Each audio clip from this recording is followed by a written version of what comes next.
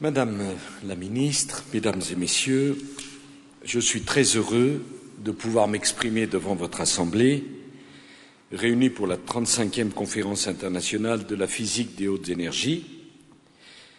Vous êtes venus partager vos travaux, vous représentez l'élite de votre discipline au niveau mondial, et quelle discipline! Je ne me lancerai certes pas dans la description détaillée de vos travaux, j'en serais bien incapable, même si je sais à quel point vous incarnez l'essence de la science, son ambition première, repousser les frontières de la connaissance, explorer et cartographier des territoires encore inconnus de la pensée. Il n'y a pas de plus belle aventure humaine que celle que vous vivez au quotidien. Vous étudiez les mystères de la matière, cet agencement de milliards de particules qui fait que l'univers existe, et que non seulement il existe, mais en plus il est cohérent. Aux confins de deux infinis, l'infiniment grand et l'infiniment petit, le cosmos et l'atome, votre domaine se situe en amont des autres sciences.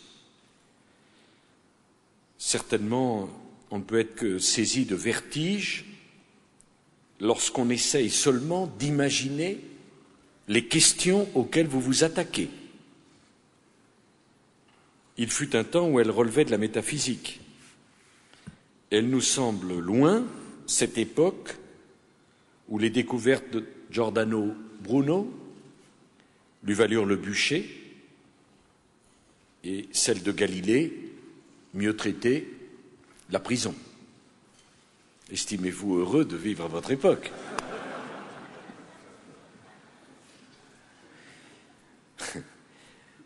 La science est une démarche, je le sais, fragile. Et vous devez être défendus, vous les scientifiques, vous devez être défendus contre l'obscurantisme, contre le fanatisme, contre le refus des faits et contre le mépris de la vérité.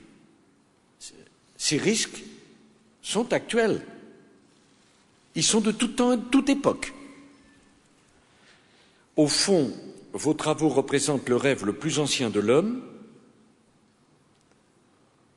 Essayez de répondre à la question que l'humanité se pose depuis toujours sur ses origines, l'origine de l'univers, mais aussi l'origine de la matière.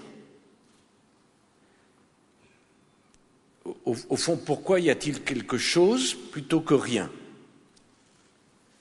Cette interrogation existentielle, vous la formulez en questions scientifiques, la structure de l'univers, de quoi est-il fait et quelles sont les forces qui régissent son évolution. Mais au fond, pardon, mais ça revient à la même question. Pourquoi y a-t-il quelque chose plutôt que rien? Et loin d'être écrasé par la complexité du monde qui nous entoure, vous êtes des gens bizarres parce que vous êtes stimulés par l'ampleur de la tâche. Je me reconnais dans cette bizarrerie. Au fond, ne jamais renoncer devant l'inconnu, surmonter les difficultés qui se posent depuis des siècles, poursuivre inlassablement la quête que vous êtes fixée, ce sont les qualités des chercheurs, et particulièrement des chercheurs de la recherche fondamentale. Alors, aux esprits chagrins, il en existe quelques-uns, qui prétendent que votre recherche est très éloignée des urgences auxquelles notre planète doit répondre, les grandes maladies, la pauvreté, les impératifs du développement, je veux dire que les urgences du moment ne doivent jamais hypothéquer les exigences de la longue durée. C'est un appauvrissement que d'opposer ces deux réalités, l'urgence du moment et l'exigence de la longue durée. Le savoir est un tout. Les surprises de la recherche fondamentale la plus gratuite ont parfois permis les innovations les plus fécondes qui touchent notre vie quotidienne. Vos activités ont fait progresser les technologies les plus pointues à travers les équipements que vous utilisez, y compris le web, qui a été inventé au Centre européen de recherche nucléaire. La recherche fondamentale ne vise pas d'application concrète, mais le pays qui la relèguerait au second rang de ses préoccupations commettrait une erreur historique. La science est un édifice, il doit être complet, il n'y a pas d'application sans recherche fondamentale, il n'y a pas de saut qualitatif dans le progrès des connaissances en dehors de la recherche fondamentale et de ses découvertes. Bon, ce n'est pas en prétendant améliorer la bougie qu'on a découvert l'électricité. Ah, ça, je suis à peu près prêt à comprendre ça. Bon, Pasteur l'a dit, il n'y a pas d'un côté la recherche fondamentale, de l'autre la recherche appliquée. Il y a la recherche et les applications de celle-ci unies l'une à l'autre, comme le fruit de l'arbre est uni à la branche qu'il a portée. Cet arbre du savoir, vous le faites fructifier de multiples manières, mais vous le nourrissez par l'amour de la connaissance, qui est quand même votre point commun, l'amour de la connaissance. La science est un ensemble qui doit s'inscrire de plain-pied dans la société. Me sera-t-il permis de rappeler qu'un grand spécialiste de votre domaine, Steve Chu, a été récemment nommé ministre américain à l'énergie. Bon, que notre compatriote Claude Cohen-Tanucci, qui avait reçu le prix Nobel de physique avec lui, n'y voit aucune annonce de ma part. Mais cet exemple prouve la capacité des scientifiques à s'emparer de tous les champs du savoir et même de l'action. Et même de l'action. Alors, de cette profonde unité du savoir, vous témoignez, vous les physiciens, par l'histoire récente de votre discipline. Vous avez su décloisonner les domaines en opérant la jonction entre la cosmologie et la physique des particules. Et combien de physiciens sont passés du comptage des atomes à l'analyse du fonctionnement des cellules pour nourrir les avancées les plus récentes de ce que vous appelez la biophysique. Ce décloisonnement des savoirs, je vous demande aujourd'hui de le poursuivre en direction du grand public. Il n'y a pas à avoir peur, il n'y a pas à avoir honte à faire partager vos découvertes avec le plus grand nombre. Nos contemporains ont soif de savoir. Ils sont animés d'une immense curiosité à l'endroit de la science, et à vous, les scientifiques, de faire partager votre connaissance. On ne s'abaisse pas en faisant partager l'infiniment complexe de façon simple. On peut même considérer que l'intelligence consiste à savoir expliquer simplement des choses complexes. Ce n'est pas si simple. En tout cas, on en voit beaucoup qui sont incapables d'expliquer des choses simples. Je veux dire en dehors de nous. À l'heure où le nombre d'étudiants inscrits en sciences connaît une baisse très préoccupante, c'est à vous de faire vivre l'amour de la science et la culture générale scientifique dans vos pays respectifs. Mesdames et messieurs, nous sommes dans une époque où la science est remise parfois en question. Il est vrai qu'en résolvant des problèmes, et c'est tout le destin du scientifique, vous en créez d'autres. En répondant à des questions, vous en ouvrez d'autres encore plus redoutables à résoudre. Mais c'est la destinée de l'homme que de créer sans cesse et d'innover pour progresser. Alors, c'est à nous tous, responsables politiques et scientifiques, d'accompagner les progrès de la science pour que l'humanité progresse réellement. C'est bien la science et la recherche scientifique qui nous aideront à résoudre les problèmes que rencontre l'humanité. L'obscurantisme, l'ignorance, le conservatisme ne peuvent qu'engendrer souffrance, frustration et régression. Et c'est pourquoi, avec Valérie Pécresse, nous sommes fiers que vous ayez choisi la France pour tenir votre 35e conférence. Alors, vous me permettrez d'y voir un hommage à la communauté scientifique française qui travaille dans votre domaine. Notre pays cultive aussi l'intelligence des matériaux, le prix Nobel de Pierre-Gilles de Gènes, nos chercheurs en physique, qui sont les héritiers d'une longue tradition qui va de Pierre et Marie Curie à Albert Ferb, récent prix Nobel, en passant par l'inventeur de la chambre à fil, Georges Charpak, pour ne parler que de la physique de l'atome. Cette recherche de qualité s'épanouit dans nos grands organismes de recherche, le CNRS et son institut, l'IN2P3, le CEA et son institut de recherche sur les lois fondamentales de l'univers, l'IRFU. Nous avons développé des laboratoires de renommée mondiale. Je ne citerai que les principales équipes, le laboratoire Louis Le Prince-Ringuet, l'école polytechnique, le laboratoire de l'accélérateur linéaire avec l'Université de Paris-Sud à Orsay, le laboratoire de physique nucléaire et des hautes énergies avec les universités Pierre et Marie Curie et René Diderot. Toutes ces équipes illustrent la qualité de la recherche fondamentale française, comme en témoigne aussi la part prépondérante qu'elles prennent au niveau européen dans les travaux du CERN à Genève. Alors, cet hommage que vous rendez à la science française, c'est aussi pour nous un encouragement. La France a entrepris, dans le domaine de la recherche, des efforts inédits. Face à la crise, de nombreux pays ont choisi de couper dans les budgets consacrés à la recherche. Vous devez savoir que nous avons fait le choix inverse. Non seulement nous n'avons pas coupé, mais nous avons augmenté les crédits. Les économies occidentales traversent une période très difficile, une crise comme jamais le monde n'en a connue depuis 1929.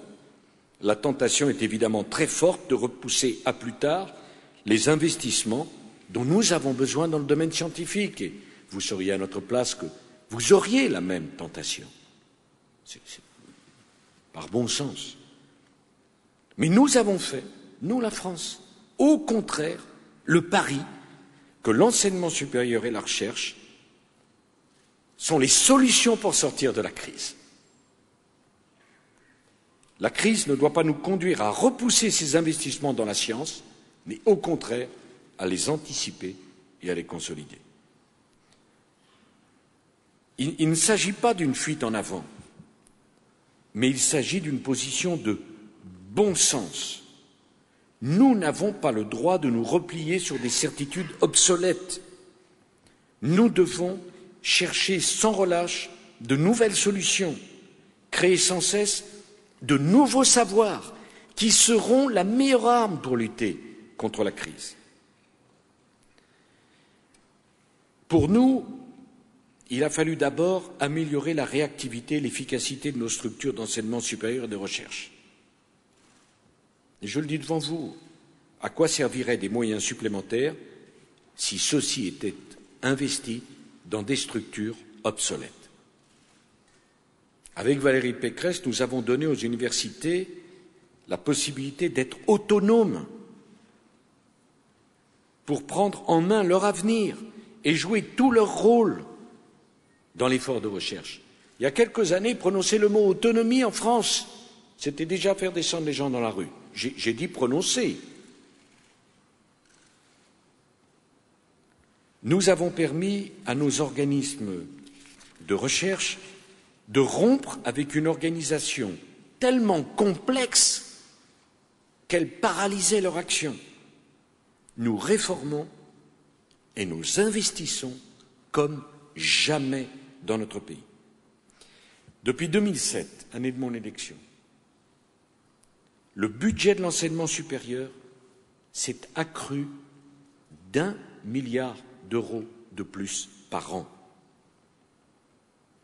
Depuis 2007, le budget de la recherche publique a été augmenté de 800 millions d'euros. Nous rénovons nos campus universitaires avec une dotation de 5 milliards d'euros qui permettront de favoriser l'avènement d'une dizaine de grands campus aux meilleurs standards internationaux. Parce que la rencontre des compétences, des idées, des diplômes, des disciplines au sein d'un campus, le campus virtuel n'existe pas. Et moi, j'en avais assez de voir que les campus existaient partout dans le monde et qu'en France, on rêvait des campus des autres. Arrêtez de rêver. Faisons-les. Pourquoi regarder ce que font les autres? Mieux vaut s'en inspirer. Se contenter de regarder ne suffit pas. Enfin, au cœur de la crise, nous avons décidé un plan d'investissement d'avenir de 35 milliards d'euros pour les 4 prochaines années. Les 2 tiers de cet investissement seront consacrés à l'enseignement supérieur et à la recherche, avec 1 tiers spécifiquement consacré à des programmes de recherche appliqués dans le domaine de l'aéronautique, de l'espace, des énergies décarbonées ou de l'économie numérique. Alors, ces moyens immenses, nous voulons qu'ils permettent de faire émerger les meilleures équipes et les meilleurs campus français pour que notre pays participe pleinement à la recherche mondiale. Parmi ces équipes d'excellence qui portent nos espoirs, je tiens notamment à saluer les chercheurs du plateau de Saclay. Jusqu'à aujourd'hui, leur présence collective était presque considérée comme un heureux hasard. Et nul n'avait songé à tirer parti des atouts potentiels que ça pouvait représenter. Vous imaginez, c'est un peu comme si on s'était dit pendant des années, tiens, nous avons des entreprises de high-tech, nous avons des centres de recherche, des grandes écoles, des labos, des universités. Quelle coïncidence! C'est un peu comme si nous avions tous les ingrédients de la Silicon Valley, mais qu'elle attende son Christophe Colomb.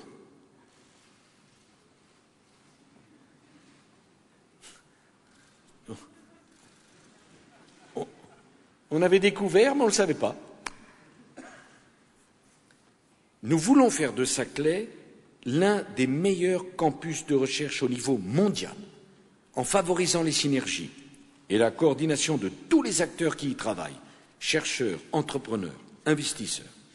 Alors, je connais les espoirs que suscite cette perspective dans la communauté française de la physique des hautes énergies. Vous avez développé un projet dont je salue la qualité, en regroupant plus de 2000 chercheurs en physique subatomique autour de plateformes ultramodernes. Vous pourrez développer le pôle de physique des 2 infinis et de recherche spatiale autour des laboratoires du CEA, du CNRS, de l'Université de Paris-Sud et de Polytechnique. Vous aurez là, dans votre domaine, un des plus puissants centres de recherche au monde, un centre capable de porter les projets de grands équipements ambitieux et, naturellement, sur le plateau de Saclay, le rapprochement avec les meilleurs spécialistes des autres disciplines, je pense en particulier aux spécialistes des lasers, ouvre des perspectives extrêmement intéressantes. Enfin, je n'oublie pas que les révolutions du savoir surgissent parfois en des points inattendus et que nous devons rester ouverts à toute forme d'innovation. C'est pourquoi je veux le dire à la communauté scientifique française, soyez ambitieux, proposez des projets inédits, innovez dans vos propositions, surmontez les vieux clivages de vos organisations, bousculez, bousculez, bousculez encore. Et puisque vous avez dit que la démocratie, ce n'était pas votre affaire, laissez-moi m'en occuper.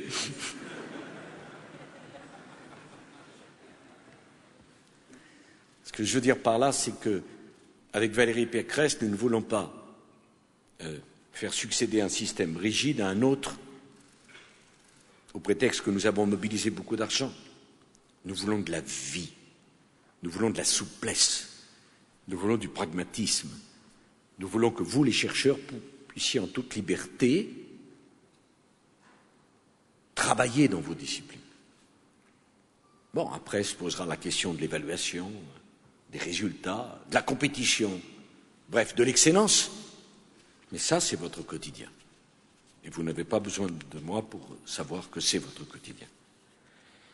Pour l'opération de Saclay, nous avons d'ores et déjà programmé un investissement d'1 milliard d'euros. Moi, j'entends parler de Saclay depuis que je fais de la politique. Je n'avais jamais vu un centime dégagé pour Saclay. Nous avons dégagé 1 milliard d'euros. C'est fait.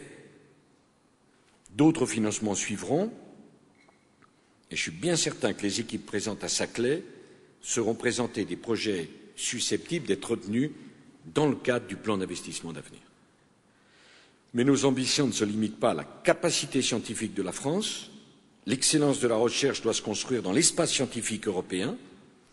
La France a pris des initiatives pour que les Européens mettent en place une programmation commune dans des domaines comme la recherche sur le cancer ou sur la maladie d'Alzheimer. On ne va pas chacun chercher dans son coin.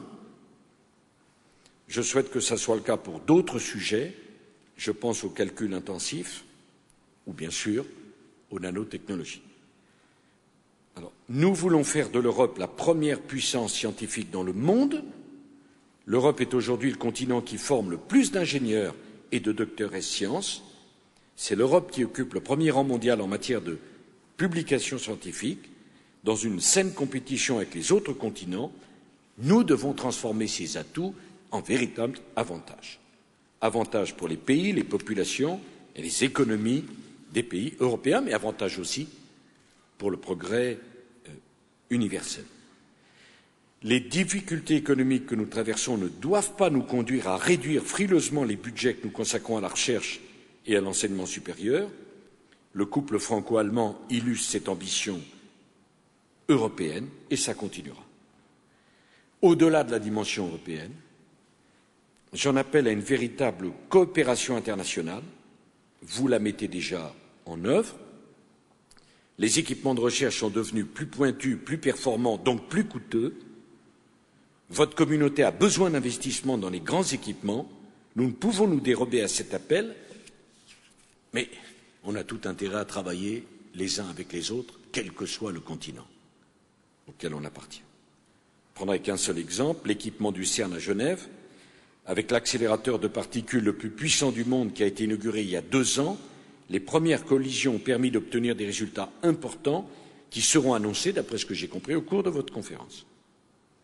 Parallèlement à la collecte de données inédites, c'est le développement des nouvelles technologies qui est en jeu.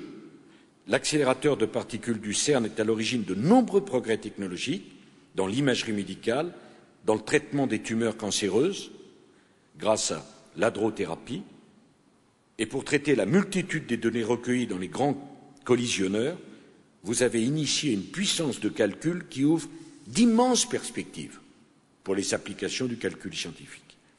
Ce simple exemple suffit à démontrer la vitale nécessité d'investir dans les grands équipements. Mais les investissements nécessaires ne peuvent plus être réalisés par un seul pays, ni même par un petit groupe de pays. Une large coopération entre États est nécessaire. Soyez assurés que la France aura à cœur de promouvoir cette coopération internationale et d'y tenir son rang. Mesdames et messieurs, vous avez compris que c'est une grande fierté pour moi et que c'est avec un grand enthousiasme que je me suis adressé à vous aujourd'hui. Vous représentez les espoirs de la science mondiale. Vous représentez les espoirs de la planète, quelles que soient vos sensibilités ou vos parcours. Au fond, l'avenir de la planète repose en grande partie entre vos mains. Et à ceux qui me demandaient, mais pourquoi tu vas à cette conférence? Ça montre que j'ai encore un grand effort de pédagogie pour expliquer ce que vous faites. Car au fond, aller parler en tant que chef d'État, le 5e pays au monde, devant une communauté de scientifiques qui portent l'avenir de la planète, dans la longue chaîne de la connaissance et du savoir. Ce qui est extraordinaire, c'est qu'on soit étonné de ma présence. Ce qui est extraordinaire, c'est qu'on ne pense pas systématiquement à vous associer aux grandes décisions, aux grands choix et aux grandes démarches dont nous autres, les hommes d'État, nous avons la responsabilité au quotidien. Votre travail n'est pas facile, le mien non plus. Mais je pense qu'on a besoin les uns des autres. Vous avez besoin de nous pour vous donner les moyens et le cadre et la protection de la liberté qui vous est nécessaire. Et nous avons besoin de vous pour qu'avec vos recherches, nous puissions avoir des solutions innovantes pour répondre aux grands problèmes des pays dont nous assurons la direction. Merci d'avoir choisi la France, merci d'avoir choisi Paris, et merci aux scientifiques français de faire que la science française soit au plus haut niveau des standards internationaux. Bon courage et bons travaux.